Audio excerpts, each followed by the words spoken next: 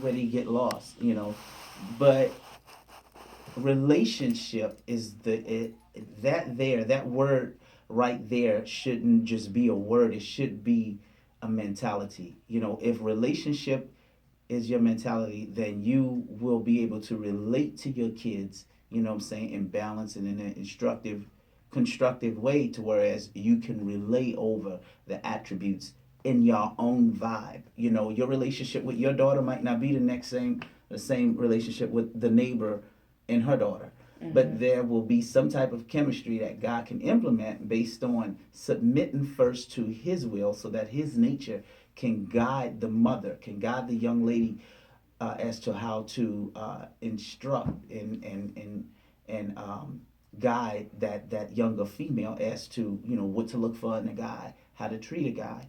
You know what I'm saying, and also cover what we're talking about, because it needs to be discussed with younger females more today than ever. Because um, we talk about, we deal with the internet a lot, and we talk about, ooh, let this go viral. Da, da, da. Well, sadly, the enemy have wreaked havoc, and the wrong mentality, especially as pertains to the home, have gone viral before the internet got as vast as it is, or significant as it is. So we really have a fight on our hand, but as the church, and just as people with morals.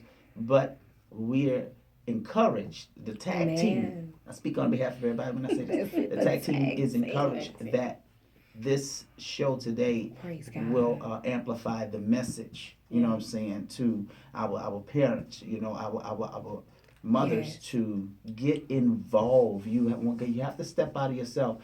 If everything is good with dad, I mean, if everything is good with the husband, know that that's not where it stops. You still have a relationship and responsibility to your daughter. Children. Your daughter needs connectivity with you as a mother. She needs to have that girl's time. My God. You know what I'm saying? And the same thing with the fathers and the son.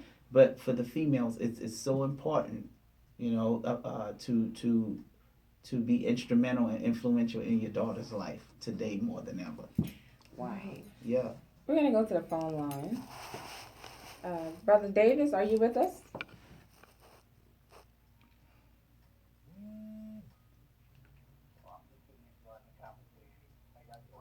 Great. Hey. God bless you. Hello.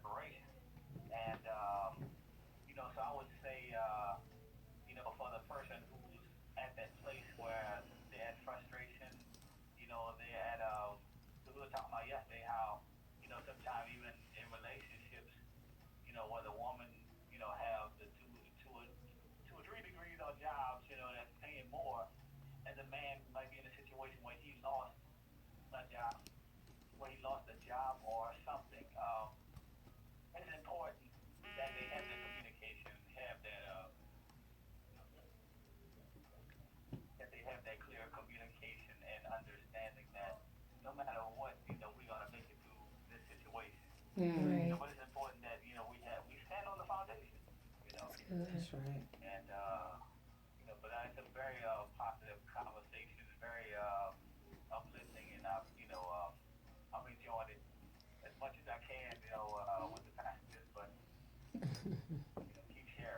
That's good. All right. Awesome. Wow. Sounds like that's where the help meet comes in at. Yes. And I'm reminded of this story I know we talked about earlier today how what do women do when the man is out of order? And someone shared a testimony with me of what their husband did during the period in which they were out of order.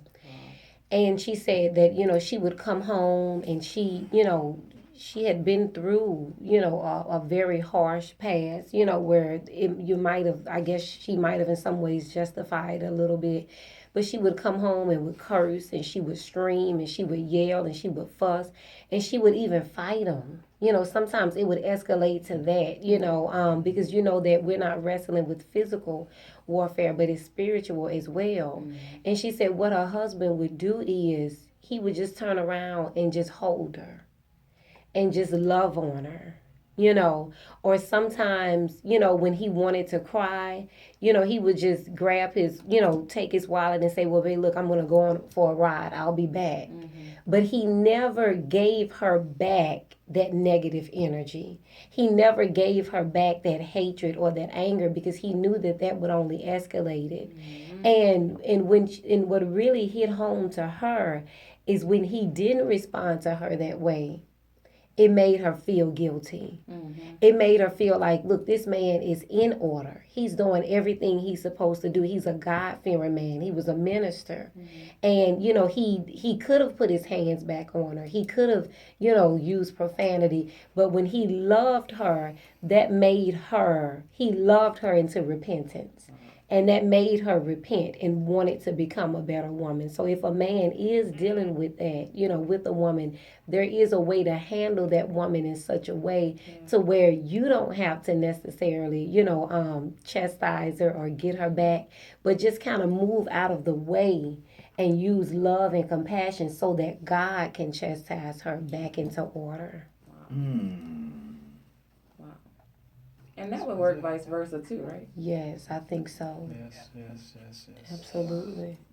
Messiah, you have anything? I'm just enjoying. I mean, it's so beautiful. I'm just in this presence is just well, but very important what she said is to stay in order and to love your spouse. Be a prayer and never give up. Always stand in faith. We have a situation where we have Isaac. He's sent out with Abraham's servant to meet his wife for the first time. They're sent to a whole nother land to actually get a wife for Isaac. He never sees her before. He's in meditation in the field, anticipating for her to come. And when she comes, when she comes, he actually loves her. He loves her unconditional, not even seeing her, meeting her before, no conversation or anything, but by faith. Mm. By faith, because he believed the prayer that went forth. Because what happens is you have Abraham, he prays. He prays over his servant that he would get the proper wife for his son. And by that prayer, by faith, and this is something where we lose at, we actually forget about faith. We forget about that God is the organizer. He is the perfecter. Mm-hmm. He's the author and the finisher of our faith. We go to this story, we see that they fall in order by faith. Yes. And when you walk in faith, what happens is anything that comes against the relationship, the marriage, by the promises, the enemy is already defeated. He's already defeated. When a man findeth a wife, he findeth a good thing, and he obtaineth favor of the Lord. When we stand in the promises of God, remembering standing in faith, we will always beat the enemy. Always apply the biblical scriptures, and you will always win the battles. Mm-hmm. Always, the devil can never defeat the relationship unless you give in and you lose faith. Wow, that's good. I want to jump in and just, what do we say? And this is just a question to everybody. We're talking about women being out of order. And a lot of times women have gotten out of order because of things that they have seen, as Brother David said, Minister David said, things that has happened to them, where they learn not to trust the will of a man. So what do you say to what do we say to that woman that was violated by her uncle? Or that woman, like Brother Minister David said, who saw the actions of her mother, and her mother was in a domestic violent relationship. And she say to herself, well, when she grow up, I'm never going to submit to a man. Or even in some cases, that's where, I mean, we're tagging, so let's talk about it. That's where homosexuality come in. Because they, learn to fear a man and don't want to be subjected to a man altogether. So, and even in that case where, she might have saw that mother praying and crying out to God, and her dad never changed. He never stopped drinking. He never stopped beating on mom. What hope do we give to that hurt woman who is standing on that foundation of hurt as to the reason of why she's out of order and don't have any intentions at all in getting back into order or into place? Right, that is good. Very good question. Well, I would say first, from a male's perspective at least, if it's because it could be a situation where it's a male dealing with a cousin that's going through that, a female cousin. So I'm just trying to angle my answer. I would say first of all, don't beat her down. Don't keep reminding her or showing her, amplifying her flaws. I would say we don't want to do that. When repair of any sort is necessary, you're focusing on how to fix. You know what I'm saying? It's understood that there is an issue. So I say that because hopefully too, that mentality of bearing up in love, you know what I'm saying, can go throughout families, period. But getting back to specifically answering that question, I would say if it's a cousin or brother that's dealing with his sister or something, cousin or whatnot of that nature, or even a mother these days, do not, just bear her up in love. Talk with her about better ways. And it's not going to be easy, I would imagine. It would not be easy off the bat.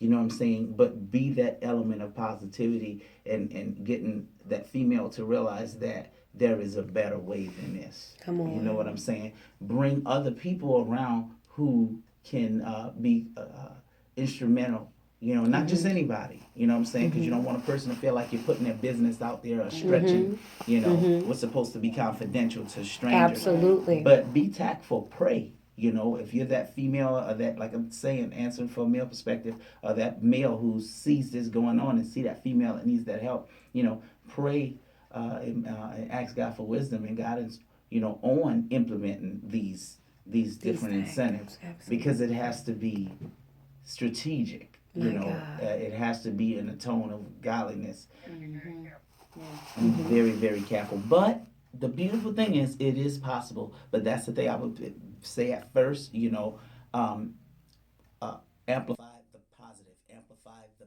better, bring around new information, talk about the good news of other people in a constructive way. Don't compare her to another female, in a lessening way against herself. So that's the thing, that's what I would say at least, That's yes, good. ma'am. That's good.